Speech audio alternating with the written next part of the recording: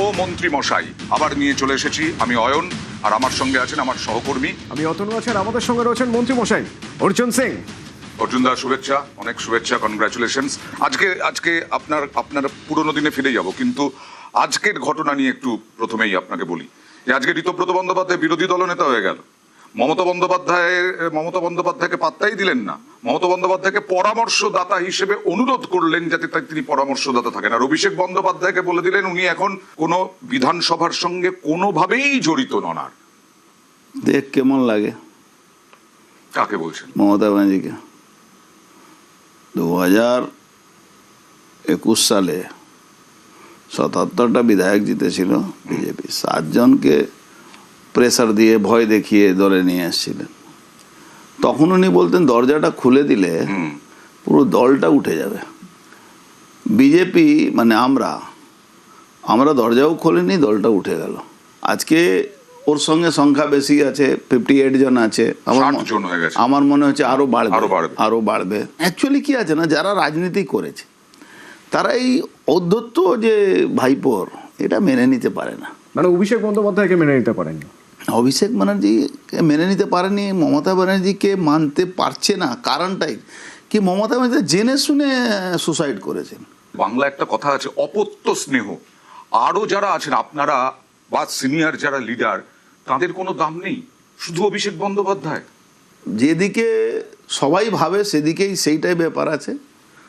অর্জুনদা, রেগে গেলে মানে একটা হয় না কি, আমাকে এই চাই, আমাকে এই চাই, আমাকে এই চাই। ছোট ছোট বাচ্চারা যেরকম করে না, কি আপনি যখন নিয়ে ঘুরবেন তাহলে আমাকে এই চাই, গাড়ি চাই, বাস চাই, সবটাই চাই। তো ওইটাই সব চাই চাই চাই চাই। মানে আদানি আম্বানি টাটা বিড়লারা ফেল হয়ে গেল, বিনা কোনো ইনভেস্টমেন্টে ছেলেটা বিজনেসটা করে দেখিয়ে দিল, উইদাউট ইনভেস্টমেন্ট। আজকে নিয়োগ দুর্নীতিতে ইডি সমন করেছে, 15ই জুন যেতে হবে। আপনি বিশ্বাস করবেন না, নিয়োগ দুর্নীতি ছেড়ে দিন, বাংলায় মাটি দুর্নীতি যখন বেরোবে, পুকুর দুর্নীতি যখন বেরোবে, সবটাই তো ওই আছে। একদম অফিসিয়াল টাকা উঠতো, আর কিছু পুলিশ ছিল তার সে টাকাগুলো তুলে তুলে ওর কাছে পৌঁছাতো। তো দুর্নীতি মানতে হবে।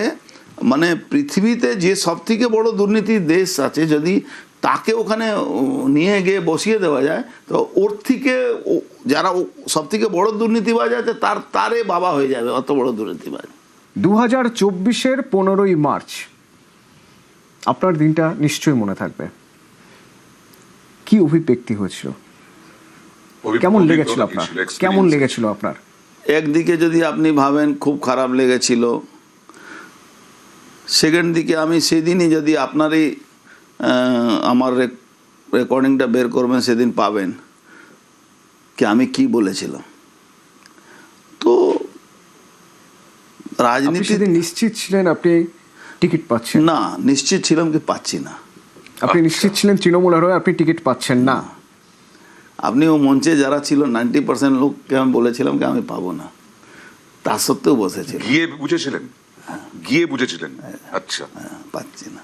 তো ঠিক আছে, ভগবান যা করে ঠিকই করে। না, আমি এখানে বলি, এই যে 60 জন বা যারা 58 জন, তারা বারবার বলছেন অভিষেক বন্দ্যোপাধ্যায়ের অপমান করেছেন আমাদেরকে। বারবার স্ট্যান্ডিং ওভেশন দিতে হচ্ছে অভিষেক বন্দ্যোপাধ্যায়কে। এই পালাবদলের পরেও আপনাকে কোনোদিন অপমানিত হতে হয়েছে? না না, অপমানিত সরাসরি আমাকে মমতা ব্যানার্জি অপমানিত করার ক্ষমতা ছিল না।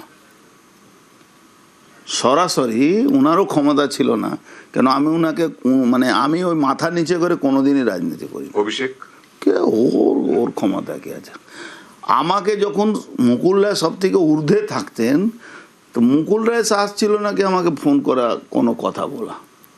তাকে মমতা ব্যানার্জিকে বলতে হতো, ওটাও পোলাইটলি, কিন্তু কাজে বুঝিয়ে দিয়েছিল কি হিজ বা সিজ বস। ঠিক আছে, ভালোই হয়েছে। মানে 2024 কথা যেটা বললো, আপনার কি সাপে বড় হলো? তুমনে মুঝে দিয়া নেই, মানে তোমারি সরকারই বদল দি। তার মানে সাপে বড় হলো, অতনু যেটা বলতে চাইছেন আর কি। 2024-এ সাংসদ না হয়ে, তৃণমূলের সাংসদ না হয়ে ভালোই হয়েছে অর্জুনদা। আমি আরেকটু যদি আমরা পিছিয়ে যাই, এই যে কারখানা শ্রমিক মজদুর, মানে এ বোধহয় আপনার একেবারে সেই ছাত্র জীবন থেকে এদের সঙ্গে আপনি রয়ে গেছেন। আমার ছাত্র রাজনীতি আমি করিনি কোনোদিন। ছাত্র জীবন থেকে আমি বলছি, আমি ছাত্র রাজনীতি করিনি। আমি মানে ফ্রম বিগিনিং আমার কিন্তু খুব কম বয়সে রাজনীতি শুরু করেছি। আমি কিন্তু ট্রেড ইউনিয়ন পলিটিক্সটাই করেছি, ঠিক।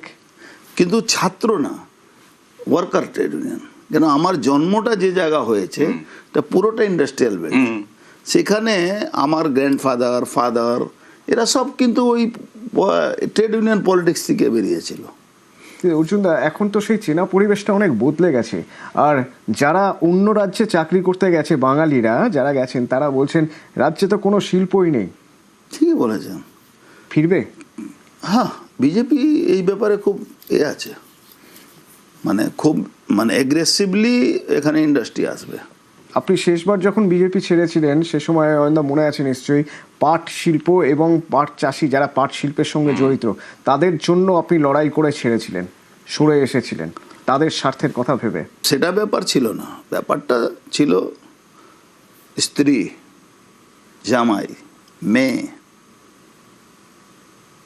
মানে সবাই রিলেটিভ, কেউ বাকি নেই। এই জেলে ঢোকানো হবে, সেই জেলে ঢোকানো হবে। আর আমি এসে আমি কোনো সুযোগ পেলাম না, আমাকে কিন্তু কেসটা লড়েই বাঁচতে হলো। কতগুলো কেস আছে আপনার এগেনস্টে?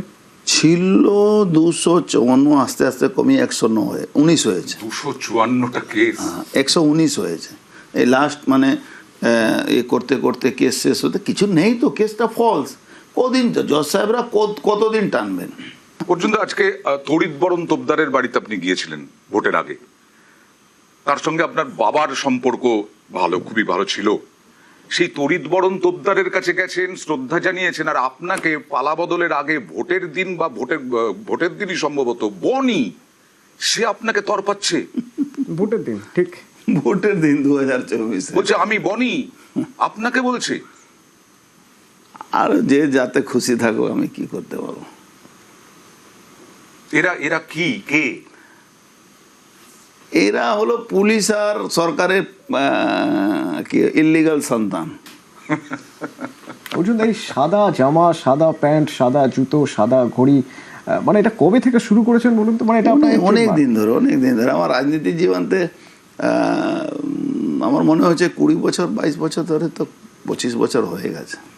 আমাদের মনে আছে নিয়মিতভাবে আমরা একটা সময় দেখছি যে ভাটপাড়া অশান্ত, বারাকপুর অশান্ত, এবং অর্জুন সিং স্পটে চলে যাচ্ছেন।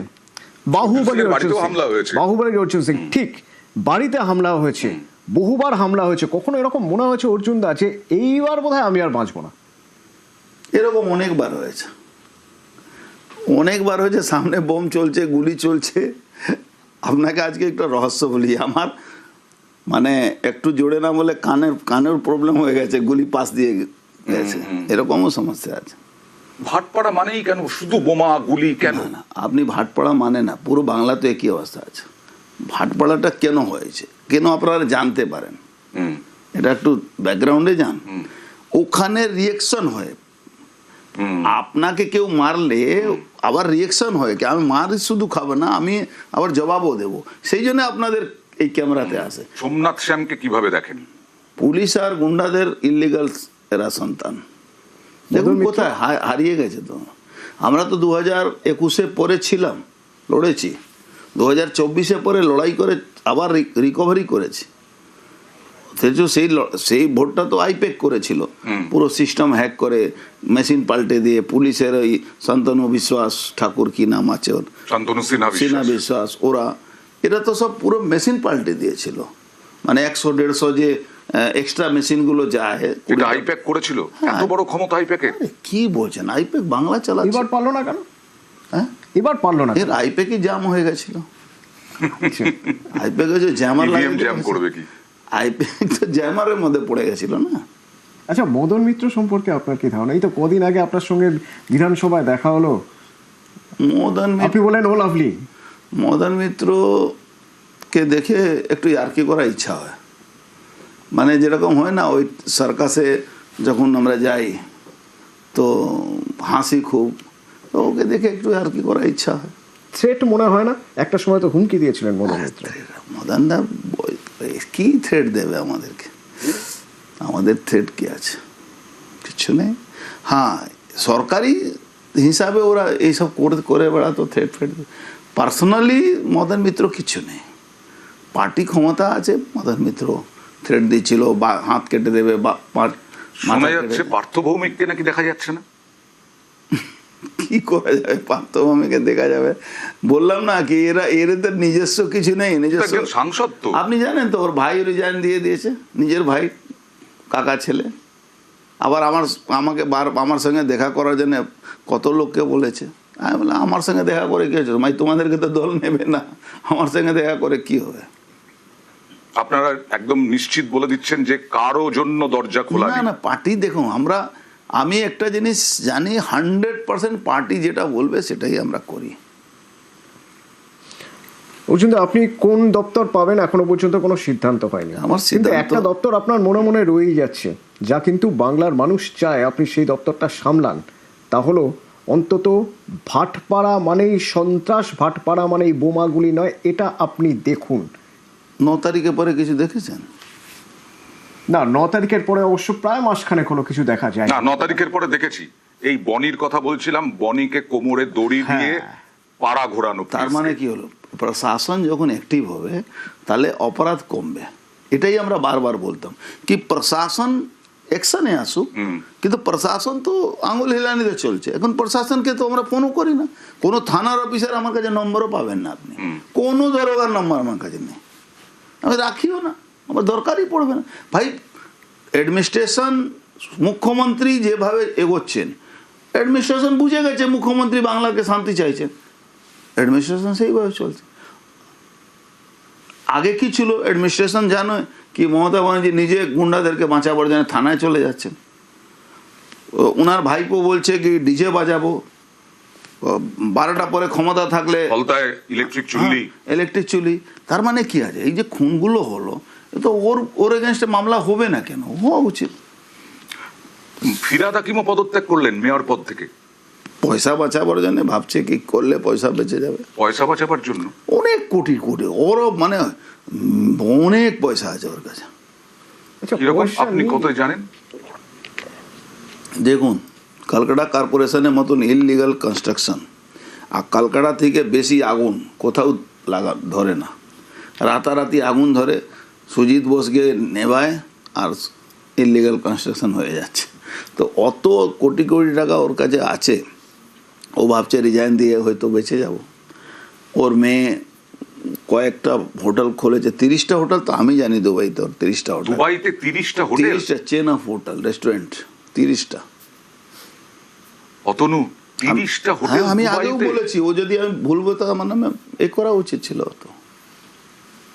আর সেই কারণে বলছেন পয়সা বাঁচাতে, কারণ পুরসভা তো এখনো তৃণমূলেরই আছে, তা সত্ত্বেও মেয়র পদে ইস্তফা। আমার মনে হচ্ছে কেন করলো জানি না, কিন্তু ও, আমার আইডিয়া আছে পয়সা বাঁচাবার জন্য ভাবছে কি পয়সা বেঁচে যাবে। কিন্তু মুখ্যমন্ত্রী যেভাবে এগোচ্ছেন, আমার মনে হচ্ছে এরা কভারের মধ্যেও পয়সা রাখলে গভর্নমেন্ট রিকভারি করে নেবে। ওর জন্য আপনার পুরনো দল তৃণমূল পাস্ট হয়ে গেছে, ছেড়ে দিন ওসব নিয়ে। থাকবে দলটা? কোথায় আছে, কোথায় থাকবে মানে নেই তো।